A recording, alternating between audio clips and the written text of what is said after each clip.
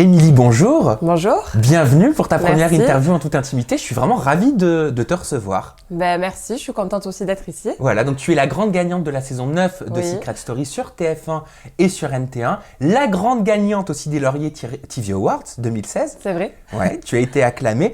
Donc on va profiter de cette interview pour... on va faire comme les smartphones en fait. On va faire une petite mise à jour 2.0. D'accord. Voilà, des Avec plaisir. informations te concernant. Tu vas pouvoir établir de nombreuses vérités. C'est ton droit de parole, c'est ton droit de réponse Super. également. C'est parti pour l'interview d'Émilie. On se retrouve juste après le jingle.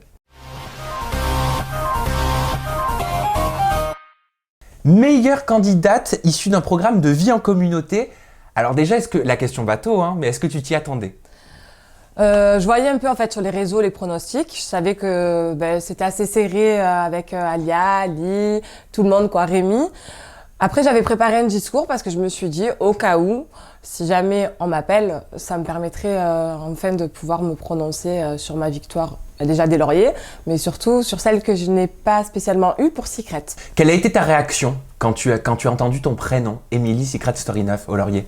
J'étais contente mais intimidée une fois de plus parce que je me suis dit bon, il va falloir que je me lève devant tout le monde et que j'aille Pourquoi faire mon t'es petit un peu discours. timide ? Oui, un peu quand même.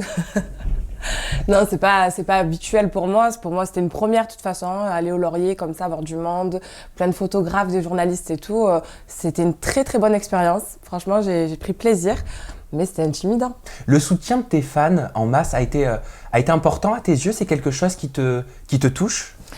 C'est très important pour moi. Après, j'en ai pris conscience une fois sortie de la maison parce que je savais pas réellement à quoi m'attendre et je m'aperçois que au plus les jours passent et au plus je me dis qu'ils sont vraiment importants pour moi. Je les vois, ils sont toujours là sur mes réseaux, ils me suivent tous les jours, ils m'envoient des messages, beaucoup d'amour, beaucoup de soutien et je m'aperçois que au quotidien, ça m'apporte beaucoup et je suis contente de les avoir. Tu évoquais il y a quelques secondes une victoire en effet que tu n'avais pas eue à cause des événements tragiques du 13 novembre dernier.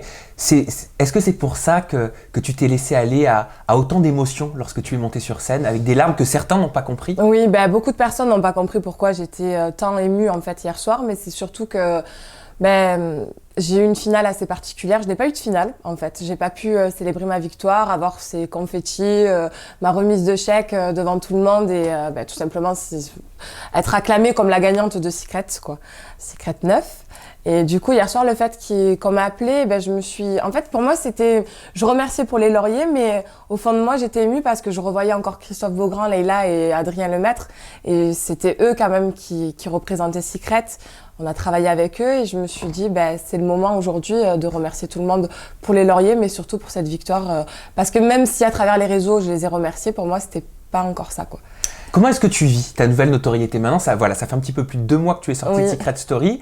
Comment est-ce qu'on revient aux habitudes ? Comment est-ce que tu as appréhendé ta nouvelle vie en rentrant à Marseille ?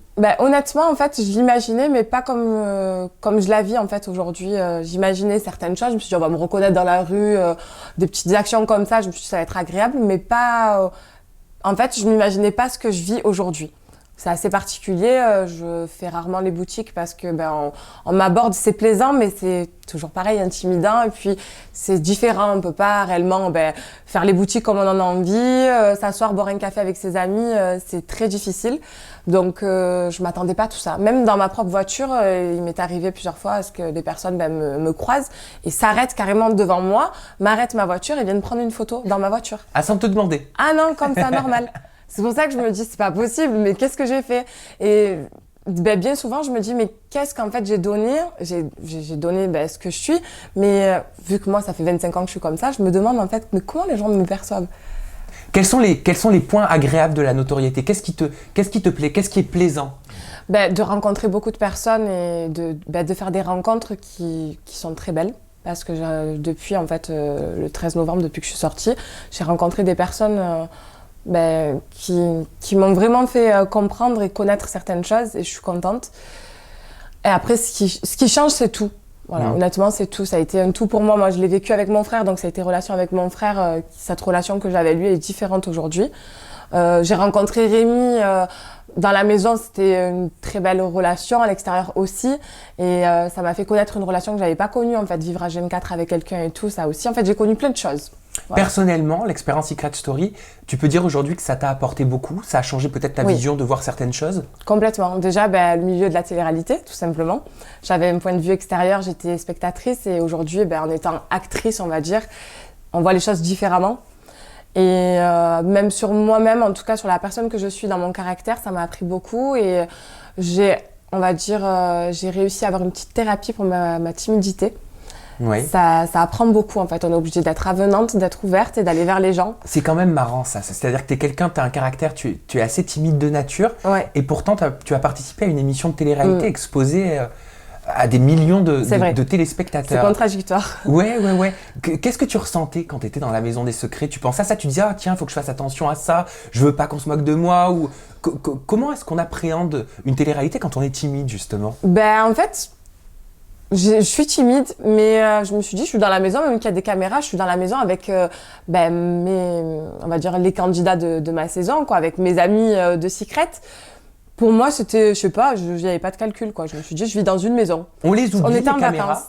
On les oublie pas, en fait. Il y a des moments où, par exemple, moi qui étais en couple, j'oubliais pas qu'il y avait des caméras parce que derrière ces caméras, il y avait ma famille, il y avait mon père, oui, c'est ça. J'avais un grand frère, puis même j'avais mon frère dans la maison avec moi, donc on les oublie sans les oublier. Et là, dès qu'il y a le petit bisou, tu devais certainement entendre le gzzz. En fait, c'est la petite vibration de la caméra qui me disait on est là, on te regarde. Oui, voilà. Je me suis dit, vas-y, mollo, fais-moi des bisous, mais reste tranquille, quoi. D'ailleurs, au Laurier TV Awards, toutes les caméras et les appareils photo étaient braqués sur Rémi et toi. Et on voit d'ailleurs apparaître une photo où on vous voit assez proche. Vos mains se touchent même, vous êtes quasiment main dans la main. Quelles sont vos relations au jour d'aujourd'hui? Alors aujourd'hui, avec Rémi, on a décidé de mettre un terme à notre relation amoureuse. Maintenant, on n'est pas fâchés. On a tenu à ce que les choses soient claires. On a dit qu'on restait amis. Donc, on est amis. Après, on n'est pas des meilleurs potes non plus. Hein. Mais je pense que c'est très bien comme ça. On a vécu la même aventure. On a vécu une histoire d'amour dedans comme à l'extérieur aussi. Après, les choses de la vie ont fait qu'on ne s'entendait plus trop. Et je me suis dit, avant de vraiment se fâcher, on a eu une discussion et on a décidé de se séparer, mais de rester amis. Après, on est proches, c'est normal. On a vécu 3 mois ensemble. Voilà, vous on a eu une relation. Proches, aujourd'hui, je vais pas lui taper dans la main en mode t'es mon pote, quoi. Mais c'est vrai que hier soir, j'étais avec. C'est plaisant. Après, c'est quelqu'un de très gentil. J'étais contente quand même d'être à ses côtés. Vous étiez extrêmement proches dans Secret Story. C'était très fusionnel, votre relation? Complètement. En fait, on délirait beaucoup. On avait une relation amoureuse, mais à la fois, ce qui était plaisant, et je l'ai rarement vécu, c'est qu'on était potes aussi. On délirait beaucoup. Et c'est ce qui nous plaisait, en fait, c'est qu'on se comprenait. Qu'est-ce qui t'a charmé chez Rémi? Outre le physique, parce que voilà, oui, c'est sûr, il est beau gosse, on le conçoit, mais mis à part la carrosserie, qu'est-ce qui t'a plu? C'est quelqu'un de très gentil. Et je pense que tout le monde a très bien vu la personnalité qu'il avait. C'est un garçon qui a un grand cœur, qui est serviable. Vraiment, il a beaucoup, beaucoup de qualités.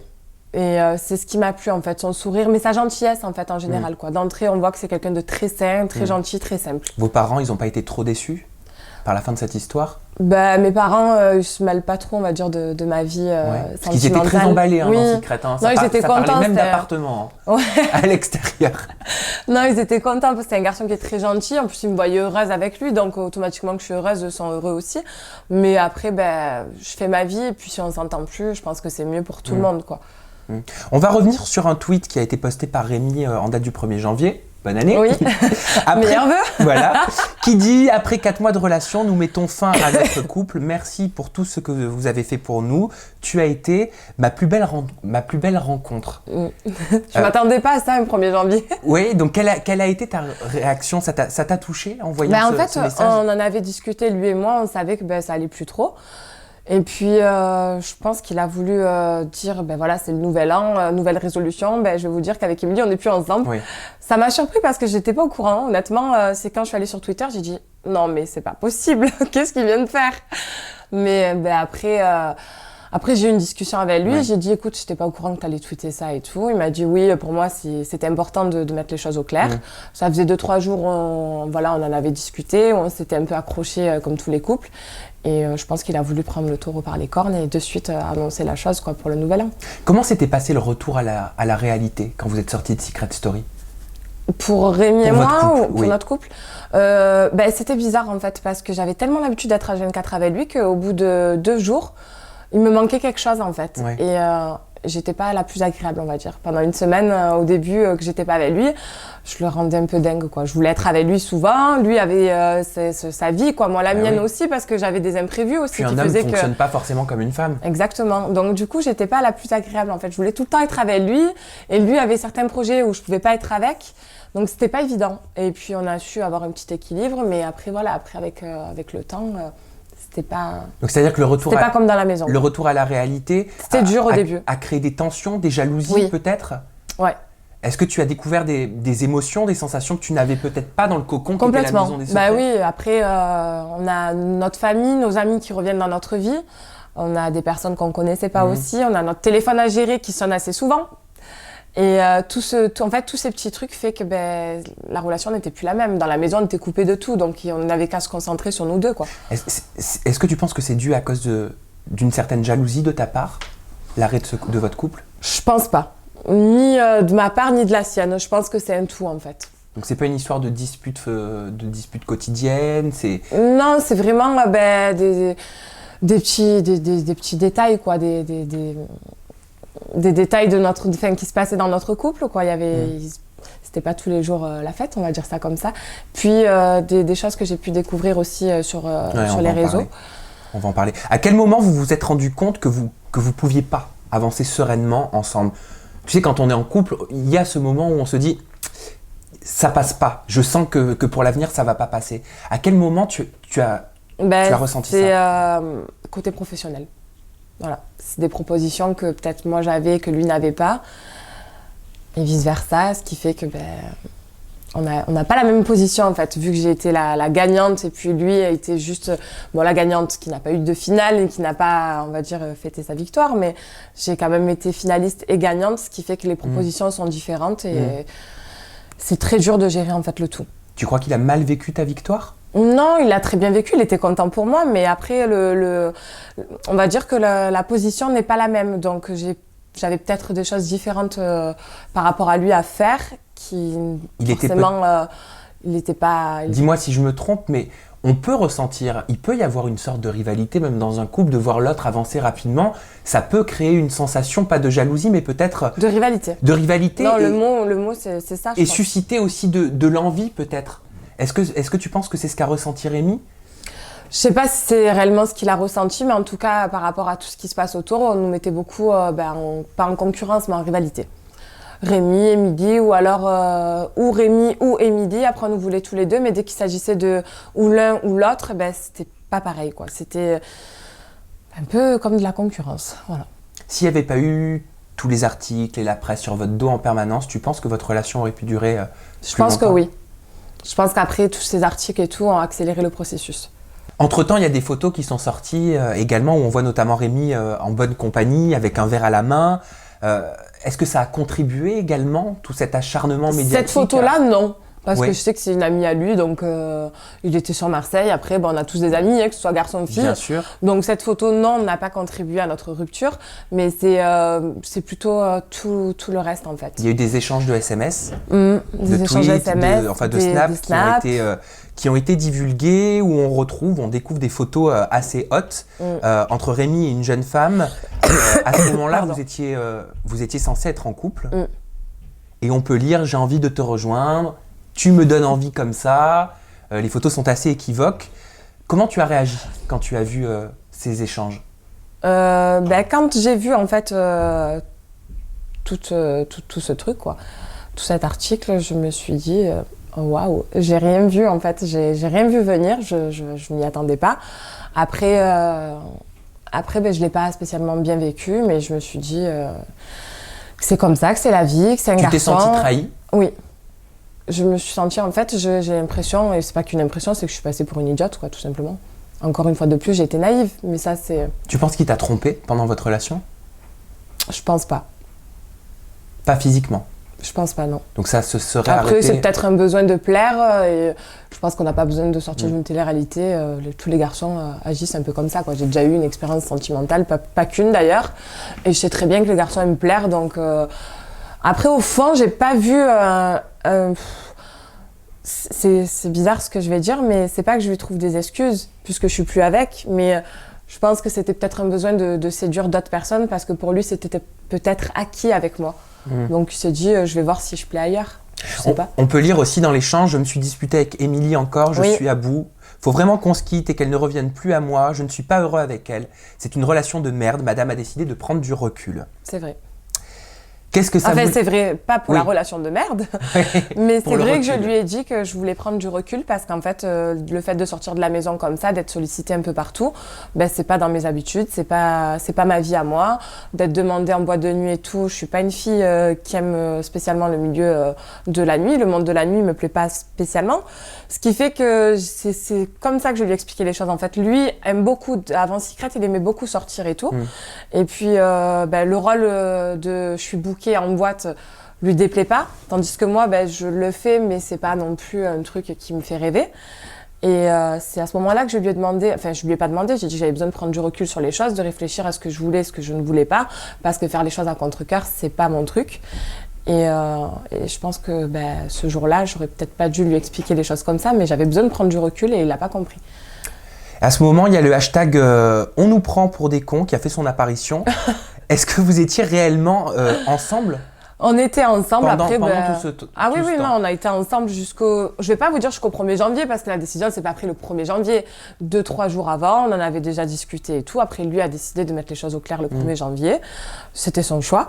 Mais non, après, en sortant de Secret, on est restés ensemble. On a partagé des moments ensemble. On a essayé de vivre une vie normale à l'extérieur, quoi. Oui, vous avez essayé. Ouais, mais parce qu'on peut le comprendre. Hein. Il y a, pour certains, c'est monnaie courante de faire croire, entre guillemets, à un couple. Non, moi, ça n'a pour le pas business. d'intérêt. Mais c'est ce qui se dit, hein. Tu as dû le voir aussi sur les réseaux sociaux, sur moi, Internet. mon business, je vous le dis honnêtement, tout ce qu'on me propose, on me le propose pas en couple, quoi. Donc, pour moi, Rémi n'est pas un business et je pense pas être un business pour lui non plus. On va parler de certaines polémiques justement, puisque j'aimerais, Émilie, que tu puisses avoir un droit de réponse. On a entendu tout et n'importe quoi sur Rémi et toi, et également sur ton manager, qui s'appelle Rémi aussi. Et selon certaines sources, votre agent aurait totalement mis en scène votre couple. Est-ce qu'on peut parler d'une mise en scène de la part de votre agent ? Alors, je pense que mon agent n'a pas fait partie de ma saison dans Secret Story 9 et que quand j'ai rencontré Rémi dans la maison, il ne m'a pas fait passer un message en me disant « mets-toi en couple avec ». Donc ça s'est fait naturellement parce qu'on se plaisait déjà sur Marseille, on ne se connaissait pas. Donc on a fait le choix par stratégie d'être ensemble, mais ça nous a arrangé autant l'un que l'autre. Et puis après, on s'est pris au jeu et puis on est resté en couple. Donc mon agent n'était pas encore là dans Secret. Et quand je suis sortie, mon agent qui est un ami avant tout, qui s'appelle Rémi aussi, je lui avais demandé en fait de gérer mes réseaux sociaux et il l'a fait. Donc il m'a rendu un grand service. D'ailleurs, je le remercie une fois de plus. Et en sortant, j'ai demandé, j'ai dit écoute, maintenant que je suis en couple avec Rémi, est-ce que ça te dérangerait de t'occuper aussi de lui parce que voilà, on a du mal, il y a beaucoup de choses à gérer et tout. Il m'a dit pourquoi pas. Mais il m'a jamais dit oui, reste en couple avec Rémi ou mets-toi en couple. Il n'était pas là dans la maison, c'est moi qui ai fait le choix d'être en couple. Et après, justement, je me posais beaucoup la question dans la maison. Je me suis dit à Rémi, est-ce qu'on va rester ensemble parce que moi je t'aime bien et tout. On est restés à l'extérieur ensemble. Et je pense que ma propre famille n'a pas à me conseiller par rapport à ma vie sentimentale. Donc Rémi, qui reste un ami, n'avait pas à me dire reste avec Rémi de Secret pour ton buzz ou pour ton couple ou pour ton argent. Non, il avait pas le droit de me dire ça déjà de un et il s'est pas permis de me le dire et je pense que de toute façon, quoi qu'il en soit, je l'aurais pas écouté. Oui, parce qu'en effet, effet, mes choix toute seule. Certains dénoncent une prise de contrôle des réseaux sociaux de la part de Rémi. Mais oui, votre agent. il contrôlait mes réseaux quand j'étais dans Secret, mais après en sortant, c'est moi qui les ai contrôlés. Mais on m'a reproché de pas être assez présente parce qu'il faut savoir que je n'ai jamais eu aucun réseau en fait avant Secret. Donc il n'a pas continué de faire comme si vous étiez en couple alors que vous étiez séparés. Non, pas du tout. Non, ça a été notre choix. Nous, on est restés ensemble et puis après, comme tout le monde a pu le constater, fin décembre, début janvier, on a décidé de mettre un terme. Donc même les vidéos que vous faisiez vers le 20, 25 décembre, on était ensemble, mais les gens peut-être ressentaient que, on s'exposait pas assez ensemble, mais ça, c'était un choix. Et c'est pour ça que comme ils se disaient un peu trop de choses, on s'est dit on va se faire une petite vidéo quand même pour les rassurer, pour leur dire qu'on est toujours ensemble. Après, comme tous les couples, on a des problèmes, mais on les étalait pas spécialement. Vous pourriez envisager avec Rémi, mais pas Rémi l'agent, Rémi Secret. Rémi Secret 9, de vous remettre ensemble? Pour l'instant, non. Pour l'instant, on reste comme ça, non. Je pense que j'ai d'autres choses à régler, j'ai des projets, lui aussi. Et gérer en plus un couple où on sait qu'il y a eu beaucoup de polémiques et tout, on se dit que pour l'instant c'est bien de freiner la chose et de rester amis pour Mais l'instant. tu dis pour l'instant, ça veut dire que c'est juste pour l'instant ou que dans un futur proche ou un petit peu plus lointain? Pour l'instant, on a mis. Après, je sais pas.